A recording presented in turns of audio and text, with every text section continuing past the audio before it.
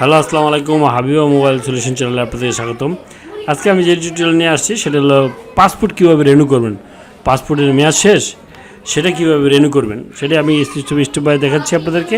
এই যে আমার অনলাইনে দেখতে পারতেছেন আপনারা অন স্ক্রিনে, সেটা হলো reissue information alternative correction and application form.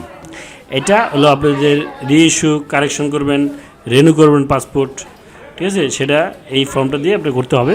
তো আমি আজকে দেখাবো কীভাবে রিইস্যু করবেন বা রিনিউ করবেন। তো এই যে আমার ফর্মে দেখতে পাচ্ছেন, এখানে আপনি রিলিজের পাসপোর্ট অফিসের নামটা এখানে লিখবেন, আপনি কোন পাসপোর্ট অফিসে আবেদন করতেছেন, ঠিক আছে? দেন তারপর আপনার পাসপোর্টে যে নামটা আছে সেটা এখানে লিখবেন বাংলায় এবং ইংলিশে লিখবেন। সেম যেটা আছে আগের পাসপোর্টে যেটা মেয়াদ শেষ হয়েছে সেটার যেটা আছে সেটা লিখবেন এখানে।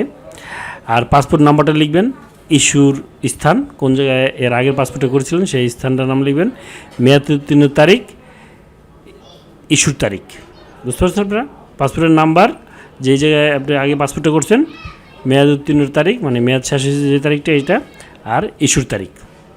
আর এই ফিয়ের ব্যাপারে যেটা বলতে চাচ্ছিলাম সেটা হলো আপনার পাসপোর্টটা যদি অনেক বছর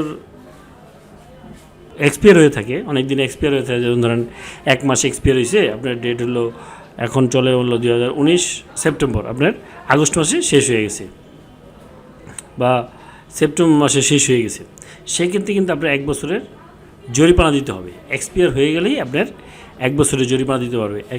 একদিন এক্সপায়ার হলেও 1 বছরের জরিমানা দিতে হবে, আর 11 মাস এক্সপায়ার হলেও কি 1 বছরের ফি জমা দিতে হবে।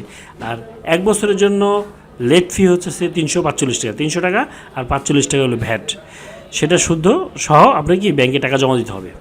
তো আপনার রিইস্যু বা রিনিউ করার জন্য যে ফিটা নির্ধারণ সেটা হলো এখন আসছে হলো 3450 টাকা।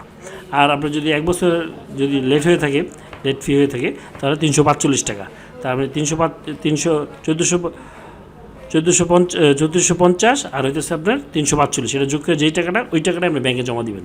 যদি 2 বছর হয়ে থাকে তাহলে 345 টাকা, 345 টাকা, তাহলে হইতেছে 690 টাকা 2 বছরের জন্য। তো এভাবেই আপনি কয় বছর লেট ফি হয়েছে, কয় বছর আগে রেট ফেল হয়েছে সেটা যোগ করে আপনি ব্যাংকে টাকা জমা দিবেন।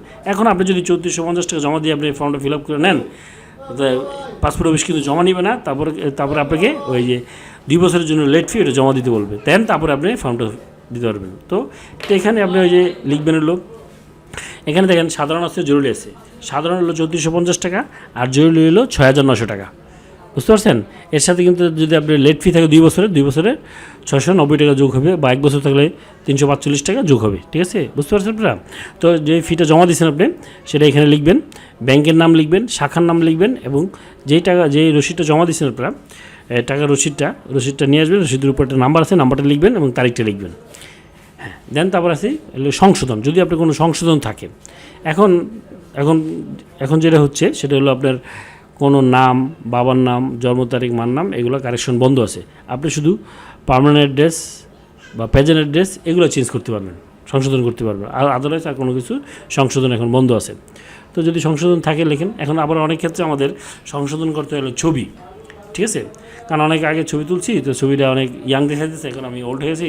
আপনারা কিন্তু ছবিটা অবশ্যই চেঞ্জ করে নেবেন। ওইটা রিনিউ করলে আপনি পাসপোর্ট জমা দিলে ভিসা পেতে অনেক সমস্যা হইব, কারণ ওই ছবির সাথে আপনার বর্তমান ছবি মিলবে না। সেই জন্য আপনি পাসপোর্ট করতে গেলে অবশ্যই ছবিটা চেঞ্জ করে দেবেন। তাহলে এখানে ছবি চেঞ্জ করতে চান তাহলে এখানে লিখতে হবে প্রত্যাশিত পরিবর্তন, এখানে লিখবেন হলো ছবি চেঞ্জ বা ছবি পরিবর্তন, দ্যাটস ইট, আর কিছু লেখার দরকার নেই।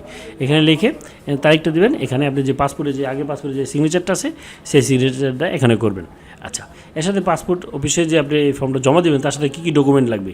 তার সাথে ডকুমেন্ট লাগবে হলো আপনার বিগত পাসপোর্ট, যে আগের যে পাসপোর্টটা এক্সপায়ার হয়েছে সেই পাসপোর্টের ফুল ফটোকপি, ঠিক আছে? আর টাকা জমা দেওয়ার রসিদ, আর মূল পাসপোর্টটা আপনার সাথে নিয়ে আপনি পাসপোর্ট অফিসে জমা দিবেন। কারণ তারা যদি দেখতে চায় তাহলে মূল পাসপোর্টটা আপনি দেখাবেন, বা ওরা জমা নিতেও পারে, ঠিক আছে? তো এগুলো প্রসিডিউর, এভাবে আপনারা পাসপোর্ট রিনিউ করবেন। থ্যাংক ইউ বন্ধুরা। আমার ভিডিওটা যদি ভালো লাগে অবশ্যই লাইক বাটন করবেন এবং ফলো বাটনে ক্লিক করবেন। Thank you.